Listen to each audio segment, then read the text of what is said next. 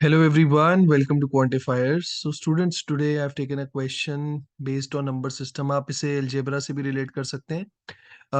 So please पहले खुद से इसे ज़रूर try करें, फिर ही solution देखें.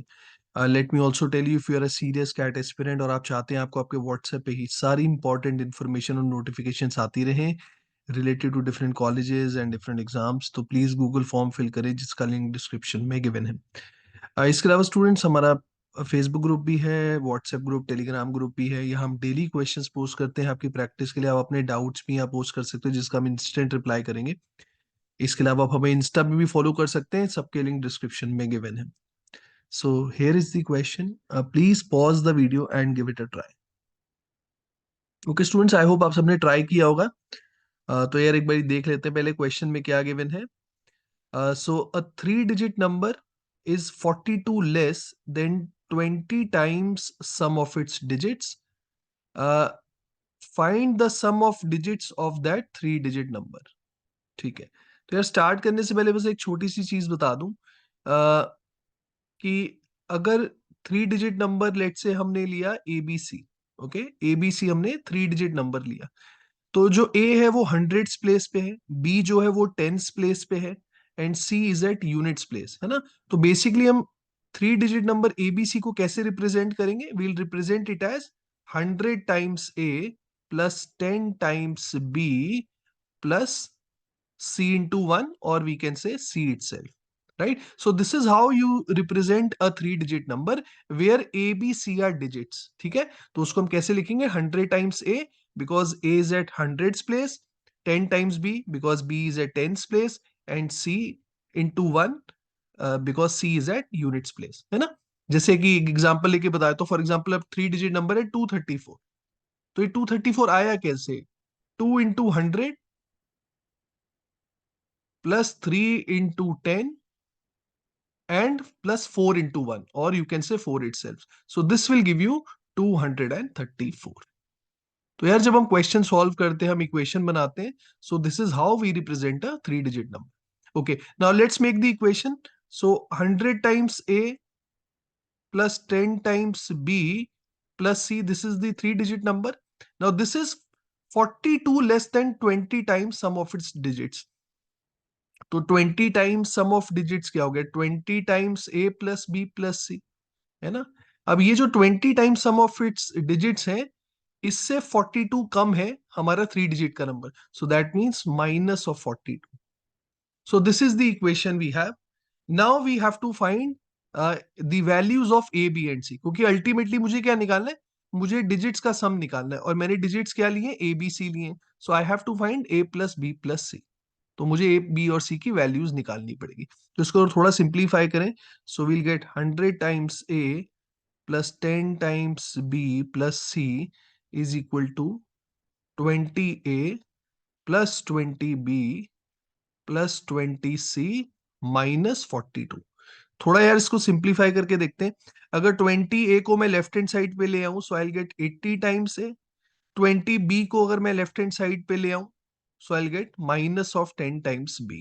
ओके, सी को राइट हैंड साइड पे ले जाते हैं, क्योंकि C if you see left hand side now is a multiple of 10, है ना. और अगर मैं सी को राइट हैंड साइड पे ले जाऊंगा, so I get 19 times C minus 42. अभी मैंने ऐसा क्यों किया? क्योंकि अब आप देख सकते हो लेफ्ट हैंड साइड क्या है? 10 का मल्टीपल है ना. तो कहने से right hand side should also be a multiple of 10. I hope ये बात सबको समझ में आ रही है. थोड़ा सा सिंप्लीफाई करके बताता हूँ अगर आपको नहीं समझ में आ रहा. आप देखें यहाँ पर 80 ए माइनस 10 बी, दोनों 10 के मल्टीपल है. तो अगर मैं 10 कॉमन लूंगा, so inside the bracket I have 8 A minus B. अब आप देख सकते हैं दिस इज 10 इंटू समथिंग, है ना. तो ये 10 का मल्टीपल है, तो राइट हैंड साइड भी 10 का मल्टीपल होगा. अब यार राइट हैंड साइड 10 का मल्टीपल कैसे बनेगा, ये हमें थोड़ा सा सोचना पड़ेगा. कहने से right hand side should end with zero. अब ये राइट हैंड साइड जीरो पे कब एंड करेगा? बेसिकली इसका यूनिट डिजिट 2 है ना. 42 का यूनिट डिजिट 2 है. So that means 19 into C should also end with 2. 19 into C की जो भी वैल्यू आएगी वो 2 पे एंड होना चाहिए. अब आप सोचें यार, 9 into which number will and with 2, है ना? क्योंकि 19 का यूनिट डिजिट 9 है, तो C की एक ऐसी वैल्यू होनी चाहिए कि 9 into C should end with 2। तो आई होप आप सब लोग इजीली फिगर आउट कर सकते हैं। 9 का टेबल आप सबको ही आता होगा। 9 के टेबल में यार कोई ऐसा नंबर जो 2 पे एंड होता हो। We know that 9 into 8 is 72। That means C की वैल्यू डेफिनेटली 8 होगी। Because if C is equal to 8, then only this right hand side will end with 0. तो मेरे पास क्या आ जाएगा? 10 times 8A minus of B is equal to C की जगह हमने 8 put किया। Now 19 into 8 students.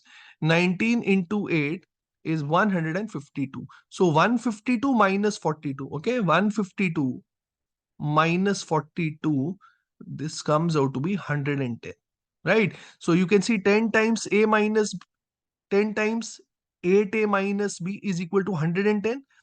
तो 0 0 कैंसिल कर सकते हैं हम यहीं से। we'll get 8a minus b is equal to 11, और I can say 8a is equal to 11 plus b।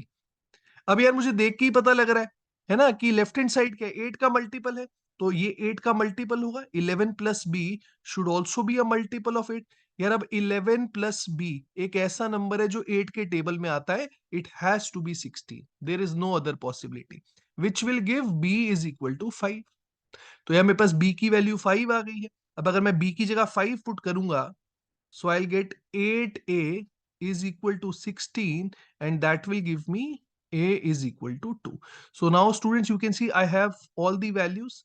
A is equal to 2, B is equal to 5, और C हमने पहले ही figure out कर लिया था, that is 8. So that means my 3-digit number is 258. मुझे digits का sum निकालना है, so answer will be 2 plus 5 plus 8.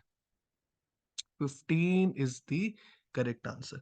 I hope यार आप लोगों को क्वेश्चन समझ में आया होगा। अच्छे लेवल का क्वेश्चन है, बिल्कुल कैट रेलेवेंट है। यार वीडियो पसंद आई हो तो प्लीज लाइक करें, अच्छा सा कमेंट करें, और वीडियो दोस्तों के साथ भी शेयर करें।